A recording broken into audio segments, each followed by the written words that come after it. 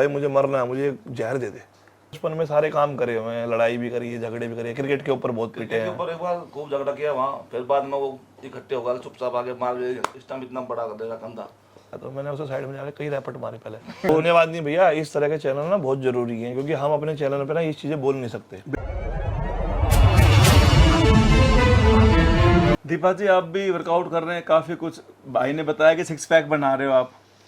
कोशिश है 6 पैक तो नहीं की, बस ये है कि जैसे बहुत ज़्यादा मैं मोटी हो गई थी अभी बीच में, तो इन्होंने मेरे को बहुत ज़्यादा मोटिवेट किया सच्ची में कि जा जिम में। अगर मेरे पास ऐसा होता है ना, जैसे बच्चों की तबीयत कई बार ख़राब हो जाती है, तो मैं इनको बोल देती हूँ, मैं कहा यार अभी अनाइशू की जैसे तबीयत ठीक नहीं है कि मेरे से नहीं जाया जाएगा, तो ये बोलते हैं कि चल तब तक तू करके आ वर्कआउट, मैं तब तक अनाइशा का देख लेता हूँ। इस चीज़ से मुझे बहुत ज़्यादा मोटिवेशन मिलता है। कई बार मेरा मन होता है आज मेरे को जिम में नहीं जाना, तो इनकी वजह से फिर मैं दौड़ती हूँ। मैं कहा नहीं तो मेरे को बोला जाएगा फिर, बिल्कुल। तो मैं जाती हूँ कि टमी कम हो जाए, मतलब सिर्फ मेरे लिए कि हाँ अपने आप अगर आप फिट हो, क्योंकि मेरे ऊपर पूरी मेरी फैमिली डिपेंड है। बिल्कुल। अगर मैं फिट हूँ तो मेरी पूरी फैमिली फिट है। अब जैसे आप पुलिस से बिलोंग करते हो, हमारी फैमिली पुलिस से, तो एक आपने कहावत सुनी होगी, आपका साफ तो सब साफ है ना। बिल्कुल। और जब आप फिट हो, आप हिट हो, तो आपकी पूरी फैमिली अच्छे से सुचारू रूप से चल सकती है। लेकिन हम एक्सक्यूज बहुत जल्दी देते हैं कि नहीं यार टाइम नहीं है। जिस इंसान के पास अपने 24 घंटे का 4%, 1 घंटा हो, बिल्कुल, जिस इंसान के पास अपने लिए समय नहीं है, वो दूसरे के लिए कैसे कुछ कर सकता है? कुछ नहीं कर सकता। सिंपल सी चीज है। तो फिटनेस को आप अपनी प्रायोरिटी मानो, क्योंकि पहला सुख वही है। अभी एक बहुत बड़े बिजनेसमैन की डेथ हुई है और उसने एक बहुत पहले ट्वीट किया था कि मेरी सबसे बड़ी ये दुर्भाग्य की चीज ये कि मैं इतना पैसा कमा चुका हूं, लेकिन मैं उसे यूटिलाइज नहीं कर पाऊंगा। हेल्थ ही नहीं था। हेल्थ ही नहीं था। तो वही है कि आप हर चीज कर सकते हो अगर आप हेल्थी हो। और हेल्थी का वो जरूरी नहीं है, मैं पूरी बॉडी की बात नहीं कर रहा, स्पेशली माइंड से, ये भी बहुत जरूरी है। इसका वर्कआउट कोई करता ही नहीं, आपको पता ही नहीं चलता कि कब आप एंजाइटी के और डिप्रेशन के, इवन आपके फील्ड के 90% बॉडी बिल्डर इसका शिकार है और उन्हें पता ही नहीं चल रहा है। इस बीमारी की सबसे खास बात यह है कि वो अपने आप को महसूस भी नहीं होती कि आप डिप्रेशन में हो। ये मैंने कब फील किया एंजाइटी, जब मैं रोडीज करके आया, तो मैं मतलब जीत नहीं पाया वो शो, और 15 दिनों तक मेरा किसी भी चीज में मन नहीं था, ना मुझे नींद आती थी। तब मुझे महसूस हुआ कि ये अपने आप को भी पता नहीं चलती बीमारी। आप टीवी देख रहे हो, आपको लग रहा है नींद नहीं आ रही है, आप खा रहे हो, आपको खाने में स्वाद नहीं आ रहा है, तो ये कब वो बीमारी का रूप ले लेती है वो पता नहीं चलता है। तो 90% बॉडी बिल्डर स्पेशली, बहुत को तो मैं जानता हूँ जो डिप्रेशन में, उनका व्यवहार हो, उनका कैरियर को लेके, उनका मतलब आगे भविष्य को क्या करना है, क्योंकि ये एक ऐसा फील्ड है जो बहुत लग्जीरियस है करने में, लेकिन आउटपुट कुछ नहीं है इससे। बिल्कुल। बस इंजन में जैसे तेल डाल रहे हो आप, वो जल रहा है, बस वो काम है। रूबल भाई, कुछ एक लाइन में ये बताओ कि फिटनेस का क्या मंत्र है, कैसे फिट रहा जाए हमारी। बहुत इजी है ना, बहुत इजी है। इसको अपनी लाइफ का हिस्सा बना लो।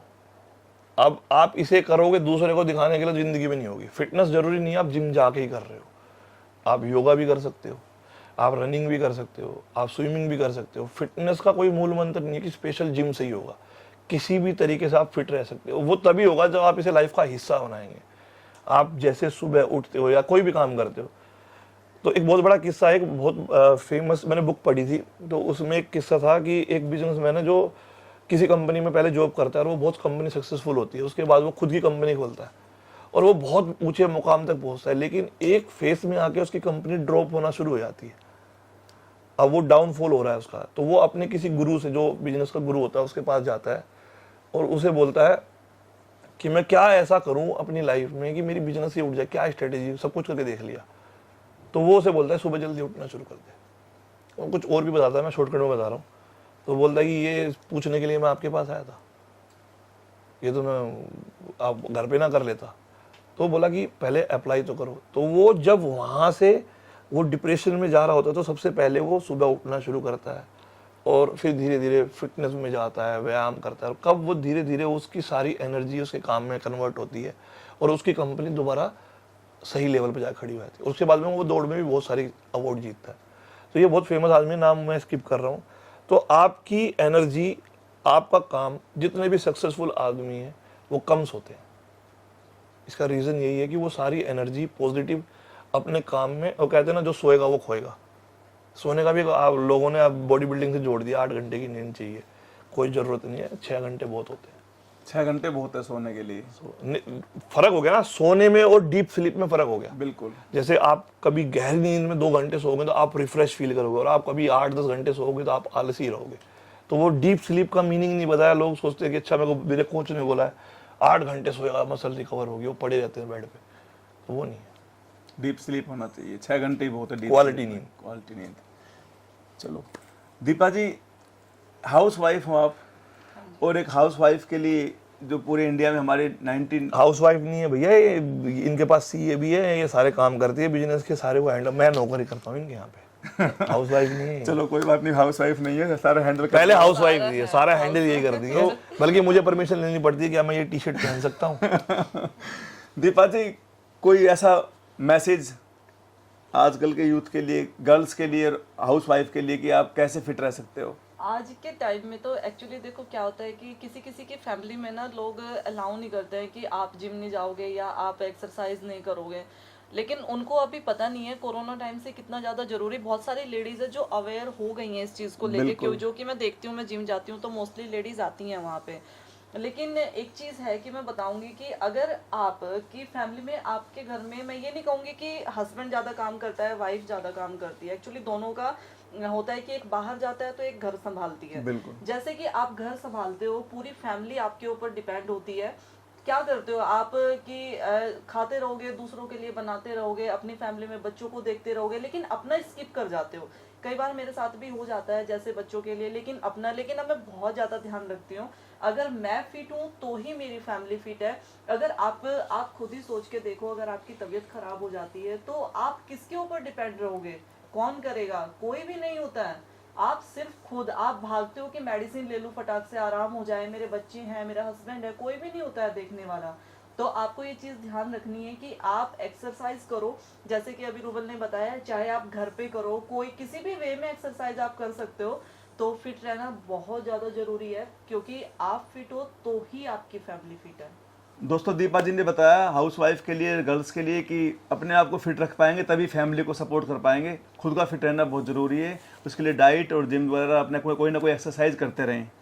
रूबल भाई, ये बताओ कि अभी बॉडी बिल्डिंग के लिए कैसे बढ़िया से बढ़िया रिजल्ट पाने के लिए क्या किया जाए? देखो, बॉडी बिल्डिंग मतलब सक्सेस कैसे पाई जाए? सक्सेस के लिए मतलब, हाँ, जैसे कोई भी कंपटीशन है, मान लो आप अभी अगर इंडिया में देखा जाए तो IHF में एमेच्योर ओलंपिया, शेरू क्लासिक, ये बहुत बड़े इवेंट है, इसमें सैकड़ों एथलीट खेलने आते हैं। बिल्कुल। 700 से 1000, तो वो सारे तो नहीं जीत सकते, सारे तो नहीं जीत सकते, जीते हर कैटेगरी में एक ही जीते। लेकिन जो या सेकंड आया या थर्ड आया या जो फर्स्ट भी आया, इससे अर्निंग कैसे होगी? इससे मतलब इसे एज ए प्रोफेशन कैसे लिया जाए? क्योंकि इसमें तो जीतने के बाद क्या मिल रहा है? कुछ भी नहीं मिल कुछ रहा। नहीं मिल रहा। आपने पैसे लगाए, बिल्कुल, लेकिन मिला क्या आपको? बिल्कुल। तो आपको जो मूव है ना, जो स्मार्ट डिसीजन है, वो ये देखना है कि इसके अराउंड क्या बिजनेस आप कर सकते हो, इसके अराउंड आप क्या पढ़ाई कर सकते हो, इसके अराउंड आप प्लान बी पे क्या काम कर सकते हो। अगर आपको फुल टाइम बॉडी बिल्डिंग करनी है तो आप फेल हो जाओगे। क्यों हो जाओगे? क्योंकि फुल टाइम बॉडी बिल्डिंग एक प्रोफेशन है ही नहीं, ये शौक है। अगर आप इसको प्रोफेशन बनाना है तो इसके लिए अर्निंग जनरेट करना बहुत जरूरी है, क्योंकि आप लगा रहे हो 10 लाख और कमा रहे हो 1 लाख, तो बाकी के 9 लाख कैसे रिकवर करोगे? तो प्लान बी हमेशा लाइफ में होना चाहिए, स्पेशली बॉडी बिल्डिंग में।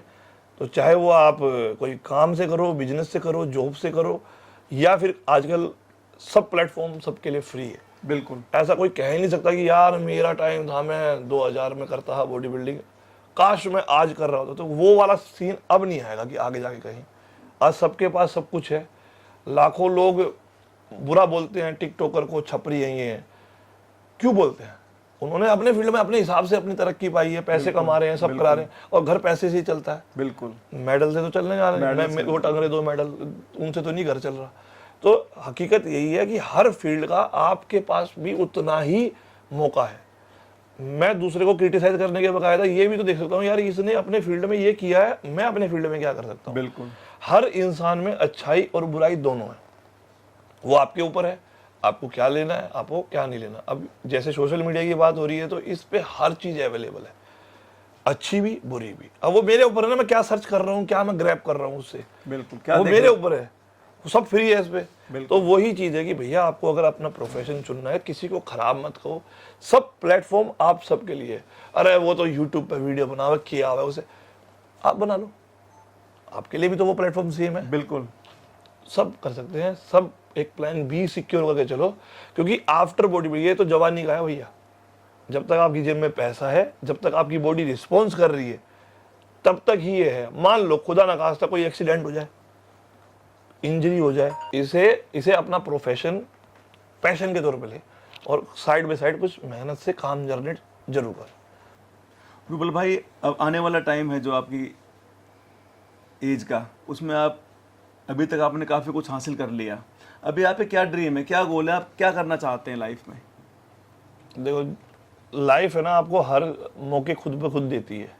वो आपकी डोरबेल बजाती है, कोई गेट खोल लेता है, कोई बुला लेता है, कोई उसे मिस कर देता है। तो मुझे बहुत सारी अपॉर्चुनिटी मिली है, किस्मत भी है, ऐसा नहीं कहूँगा, मेरे हार्डवर्क है, आगे भी मिल रही है, तो उसमें भी कोशिश कर रहा हूँ।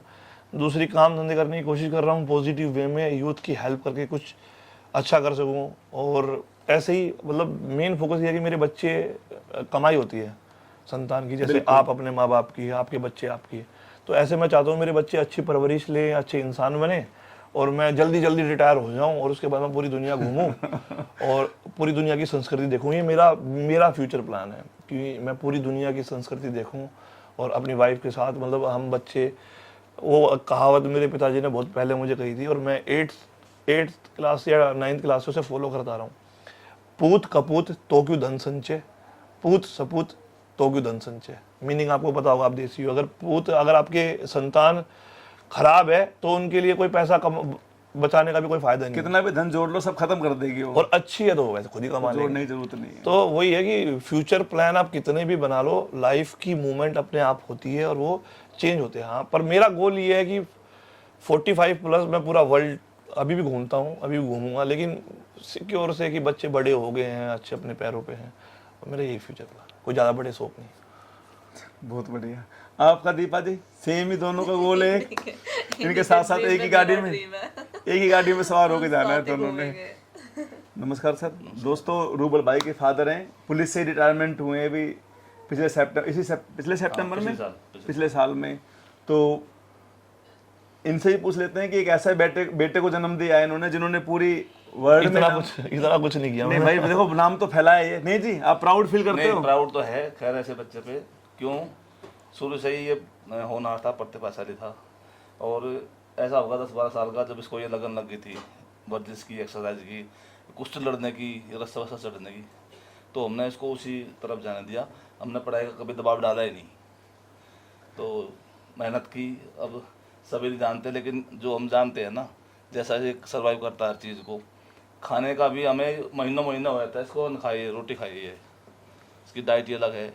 कंपटीशन टाइम पे वो तो है। मैं परमानेंटली लग्जरी, मैं कोई लग्जरी लाइफ नहीं जीता, मैं बहुत सिंपल हूँ। साधारण सा खाना, वही ओट्स वगैरह, ये बस।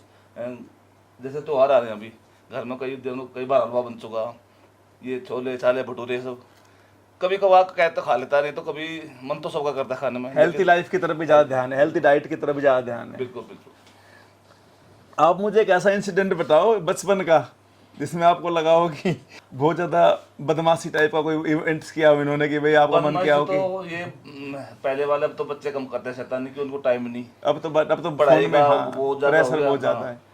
ये जब 15 अगस्त का टाइम आता था ना, तो पतंग का बड़ा शौक होता था जब नब्बा रहते थे हम, तो उसमें तो बस इनकी लड़ाई झगड़े, पतंग खींच तोड़ काट भाग। मैं एक किस्सा मेरे याद आ गया, मतलब हम जहाँ पे ना रेंट पे रहते थे, तो मैं मतलब थोड़ा वो करता था, मुझे बुरा लगता था कोई कहता ना किराएदार। अब सिचुएशन ऐसी थी भाई, हमें नहीं पता था ना वो चीज़ें, लेकिन स्कूल में पोर्ट्रेट होती थी ना, तो जिसका वो घर था उसका लड़का मेरी क्लास में पढ़ता था, उनका जिनका वो घर था, तो हम रेंट पे रहते थे। तो उसने मेरे को सबके सामने इंट्रोड्यूस कराया, मैं ऐसा था मतलब गुस्सैल। उन्होंने बोला ये हमारे किराएदार का लड़का है, तो मैंने उसे साइड में जाकर कई रैपट मारे पहले। मगर ये बोल मकान मालिक का लड़का है। तो हर मतलब बचपन में सारे काम करे हुए हैं, लड़ाई भी करी है, झगड़े भी करी है, क्रिकेट के ऊपर बहुत पीटे हैं। एक बार खूब झगड़ा किया वहाँ, फिर बाद में वो इकट्ठे होगा, चुपचाप आगे मार, इस टाइम इतना बड़ा कर देगा कंधा। होते हैं, वो एक फेस होता है उम्र का, सब लड़ाई झगड़े स्कूल में ये सब चीज़ें हैं। शिकायतें बहुत आती थी, तो मैं जैसे शिकायतें मेरी आती थी तो मैं अपने बेटे को बोलता हूँ भाई तेरी एक भी शिकायत नहीं आती स्कूल से, तो स्कूल में बैठता भी है। तो वही है कि अभी जनरेशन चेंज हो रही है, तो अभी कहाँ शिकायत, अब तो खेल ही खत्म हो गए, ना कोई खेलते हैं ना कोई मोबाइल ने ले ली सारी दुनिया। मोबाइल ने ले ली लाइफ, और वर्क लोड, बच्चों पे इतना प्रेशर आ गया, बहुत प्रेशर है। खेल वेल तो खत्म ही हो गए।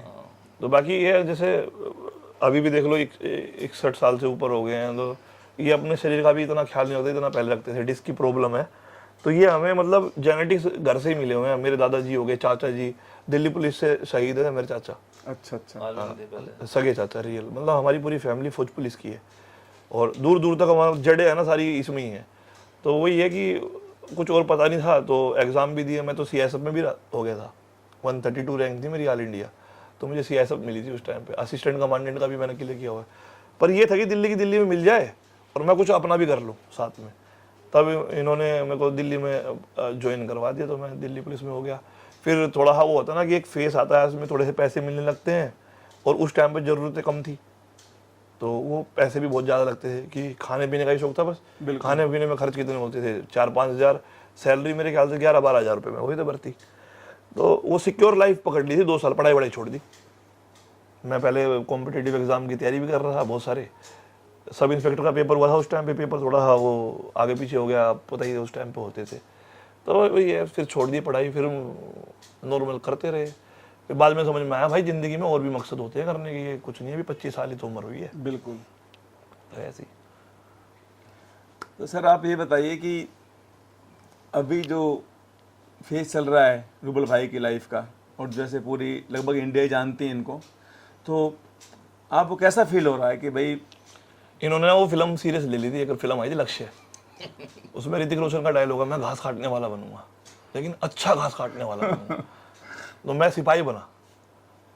पहले तो मेरे को लोग बड़े शर्माते हैं, अब मेरे दोस्त थे अपने रिश्तेदारी में अपने आप को सब इंस्पेक्टर बताएं, झूठ बोलते हैं लोग। अपनी प्रोफाइल में उस टाइम पे फेसबुक चलता था या और कुछ फेसबुक थे, सब इंस्पेक्टर लिखा बना के। मैं कहा भाई क्यों, जब जो तुम हो, जो तुम्हारी रियल आइडेंटिटी है वही बताओ ना। तुम्हें क्या शर्म है यार वर्दी से, तुम्हारे नहीं है फीत, लेकिन ये भी तो एक एजुकेटेड और इतने लाखों लोगों में से पास होके आए हो ना।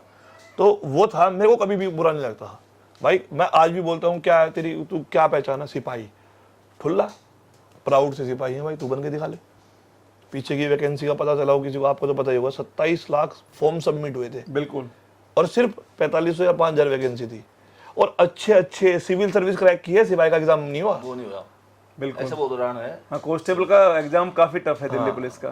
तो वही है कि प्राउड क्यों नहीं करते हो। और मैं तो हमेशा से, जब मैं टीवी पे गया ना, मुझे भी ये बोला कि तू अपनी रैंक मत बता। मैंने 2 राउंड में रैंक नहीं बताई, मैं क्यों ना बताऊं, मैं हूं सिपाही, क्या इसमें शर्म की बात है। सिपाही है तो सिपाही है। और पहले तो बहुत, अभी तो चलो रिफॉर्म्स हो रहे हैं पुलिस में, लोग सिपाही के सिपाही रिटायर कर दिए बिल्कुल, पहले हाँ, अभी तो प्रमोशन हो भी जाते हैं, पहले होते ही नहीं थे प्रमोशन। तो वही है कि कभी भी जो आप कर रहे हो ना, आप ईमानदारी से किसी भी फील्ड में, कोई गार्ड की नौकरी भी कर रहा है ना, वो ईमानदारी से कर रहा है, तो वो भी उसके लिए प्राउड की चीज़ है। कभी भी अपने काम को, अपने उसको छोटा मत समझो, आप उसमें भी बहुत आगे जा सकते हो। अभी टचवुड इतना अच्छा फेस है, मैं लेह में गया और वहाँ पे आर्मी के सीनियर अधिकारी ने मेरे साथ बैठ के खाना खाया, मुझे खुद उस होटल में वो रुके हुए थे। तो मैं कह रहा मैं सिपाही तो हूँ, उन्होंने बोला, उन्होंने मेरे को रिप्लाई किया, आप सिपाही हो लेकिन रिप्रेजेंटेटिव हो आप पूरे बैंक में। बिल्कुल, आपको लोग उस नजरिए से देखते हैं। मैं बाहर जाता हूँ तो मुझे अब खुशी, रोनी कोलमैन भी सिपाही था, बिल्कुल, प्रेमचंद ढींगरा साहब भी सिपाही थे, जो लेजेंड है बॉडी बिल्डिंग में इंडिया में। तो क्यों बुरा मानना, बहुत सारे लोग पता नहीं क्या क्या करके आगे बढ़े हैं, कंडक्टर से आगे बढ़े हैं। इवन राजकुमार भी तो पुलिस था ना पहले, हाँ, जो फिल्मों में भी बहुत सारे ऐसे जो पहले पुलिस में सर्व करते थे। तो भैरव सिंह सहगल साहब थे जो हमारे उपराष्ट्रपति बने पुलिस में। जो पुलिस में भर्ती हो सकता है ना, वो दुनिया में कुछ भी कर सकता है। ये मेरा मानना ये है। असली निचोड़ की बात ये है कि जो पुलिस में भर्ती हो गया वो कुछ भी कर सकता है, और जिसने पुलिस ट्रेनिंग, फौज ट्रेनिंग की हो, वो दुनिया की कोई भी चीज सरवाइव कर सकता है, डिप्रेशन, हर चीज, एंजाइटी, क्योंकि इतना टॉर्चर हमारे यहाँ पे ट्रेनिंग का पैटर्न ही अलग है। बिल्कुल, हमारे यहाँ पे हर चीज वो ट्रेनिंग में आपको दी जाती है जो पब्लिक से आपको मिलने वाली है, गालियां हो, मार पिटाई हो, सब चीज हमें पहले ही सिखा दी जाती है। तो यहाँ पे जो पुलिस भर्ती हो सकता है, फौज भर्ती हो सकता है, वो दुनिया के किसी भी माहौल में रह सकता है। इसीलिए हम कहीं बाहर जाते हैं ना, बड़े सुकून की चीज़ मिलती है, क्योंकि हमने बहुत चीज़ें झेली है यहाँ पे, और हर पुलिस वाला झेलता है ऐसे। वो बहुत लोग बोलते हैं यार ये मोटा हो गया, वो हो गया, लेकिन जिस दिन एक दिन आप सड़क पे बिता लोगे एक सिपाही जैसा, उस दिन आप उसे सलूट करके जाओगे उल्टा। हाँ, कि टाइम ही नहीं है उसके पास अपनी लाइफ के लिए। नहीं, तो अगर टाइम भी है तो मान लो किसी सिपाही ने 12 घंटे की नौकरी की, बिल्कुल 12 घंटे के बाद वो अपने घर पे तो नौकरी कर नहीं रहा, आएगा भी, जाएगा भी, नहाएगा, 14-15 खाएगा, घंटे की नौकरी होती है वो। फिर सोएगा कब और कब परिवार को देखेगा। ऊपर से जब पूरे देश त्योहार मना रहा है तब वो सड़क पे खड़ा है। बिल्कुल। तो सिपाही है तो प्राउड से कहो हम सिपाही हैं। बिल्कुल। तो कभी भी शर्म मत मानो भैया। मैंने तो जब मेरे पास कोई सितारे नहीं, कोई फीत नहीं, मैंने वो नेशनल टेलीविजन पे दिखाया अपने आप को। क्या शर्म मान रहे हो? सब दिखाओ। और कोई ये बोलता है यार सिपाही तो है, भाई तू बन जा, बिल्कुल। एक और हिस्सा मिलेगा मैं तो जवान। और बहुत सारे लोग ये बोलते हैं भाई पुलिस ये है खराब है, और हम में से ही तो हैं सब, कोई सिस्टम अच्छा हो खराब। हम ही तो हैं, पुलिस फौज जो भी है सब सिस्टम हम ही तो हैं। हम लोगों में से लोग करप्ट हैं, हम लोगों में से लोग अच्छे हैं। रूबल भाई ने बहुत अच्छी बात कही और इनके फादर ने भी बहुत अच्छा बताया हमें कि प्राउड फील तो कर ही रहे हैं अपने बेटे के ऊपर। तो दोस्तों इंटरव्यू काफ़ी लंबा हो गया, अब रूबल भाई को और धन्यवाद करते हैं। धन्यवाद नहीं भैया, इस तरह के चैनल ना बहुत जरूरी हैं, क्योंकि हम अपने चैनल पे ना ये चीज़ें बोल नहीं सकते। बिल्कुल। ये एरोगेंट आ गया, अपनी बड़ाई कर रहा है, ये है, नहीं तो बहुत सारी चीज़ें ऐसी हैं जो बहुत सारे फेसेस हमने देखे हैं और सरवाइव किए हैं, लेकिन वो बताने की नहीं है अपने मुंह से। तो कोई पूछता है तो बता देते हैं, कोई ये पूछता है कि अगर किसी को टिप्स दे रहे हैं, खामखा ज्ञान दे रहा है, तो वो चीज़ें हैं हमने झेली है। अभी मैं तो बहुत सारे बच्चों की हेल्प करता हूँ, बिकॉज मैंने किसी से ली नहीं या मुझे किसी ने दी नहीं। तो ऐसे भी फेस हैं कि आप पापा ने सिखाया कि ये वाला फेस रखो, ये वाला मत रखो। तो वो उसी पे चल रहे हैं और कभी भी हमने वो करा नहीं। देने की नीयत रखो, लेने की नीयत नहीं रखनी। हाँ, नेकी करो कुएं में डाल। आप अपनी तरफ से अच्छे कर्म करते रहो, किसी को ग्रैब करने होंगे तो ले लेंगे, नहीं तो नहीं। मैं बहुत कड़वी बातें बोलता हूँ, इसीलिए कुछ एक तबका है जो मेरे को पसंद नहीं करता बॉडी बिल्डिंग को लेके। अब रियलिटी अब ये हॉस्पिटल में थे जब मेरा कंपटीशन था, उस दिन जिस दिन मैं शेरू क्लासिक खेल रहा है, ये हॉस्पिटल में थे और इन्होंने बताया भी नहीं मेरे को। इवन सपोज मैंने एक वीडियो बनाई है उस पर, सपोज करो कि आपके फैमिली जो बॉडी बिल्डिंग कर रहा है उसमें से कोई सदस्य ऐसी सिचुएशन में है, आपने तो अपने घर की सारी कमाई लगा दी वहाँ पे खेलने में। बिल्कुल। और उस सिचुएशन में जब आपको चाहिए पैसे, आप कहाँ मांगोगे? तो हर चीज़ के फायदे और नुकसान दोनों देखने चाहिए। सब भी शाहरुख खान नहीं बन सकते बॉलीवुड में आके, बिल्कुल। या सभी बॉडी बिल्डिंग में आके यतेंद्र भाई नहीं बन सकते। फेलियर भी तो देखो। बिल्कुल। और अचीव करने वाले कितने हैं और खराब होने वाले कितने हैं। अभी आपने भी एग्जांपल दिया, नाम नहीं लेंगे हम, तो बहुत सारे लोग ऐसे हैं जो नाकामयाब भी हुए हैं हर क्षेत्र में है। तो निष्कर्ष ये है कि दोस्तों अपना अर्निंग पे भी ध्यान देना है कि भाई मेन लाइफ का सोर्स तो अर्निंग। आप एक काम करो, यहाँ से मेडिकल स्टोर पे जाओ और ये बोलो भाई मुझे मरना है, मुझे जहर दे दे, पैसे मांगेगा उसके भी वो। बिल्कुल, जहर के भी पैसे। तो हर चीज़ के पैसे चाहिए यहाँ पे। एजुकेशन हो, बहुत सारे लोग आपको बोलेंगे आप ट्रेनिंग दोगे किसी को, यार तो पैसे मांग रहा है हमसे, तेरे से ऐसा क्या मांग लिया? आप भगवान मानते हो डॉक्टर को, आप किसी हॉस्पिटल में जाके बोल दो मेरा मुफ्त इलाज कर दे, कोई नहीं करेगा। तो प्रोफेशन भी कोई चीज़ है, आपका घर चलता है, आपकी रोजी रोटी है, तो पैसे से ही आप घर में रोटी ला सकते हो, पैसे से ही आप काम करोगे। वो पहला होता है ना, कौन सा वितरण था वो, आपस में एक्सचेंज करते हैं कि चीज़ दे दी उसके बदले में ले लिया। अब नहीं है वो, अब तो पैसे ही खर्च करने पड़ेंगे, जब ही आना आएगा, जब ही आपके बीमारी देखी जाएगी। तो पैसा कमाना बहुत जरूरी है सही तरीके में, मतलब ऐसे नहीं शॉर्टकट नहीं।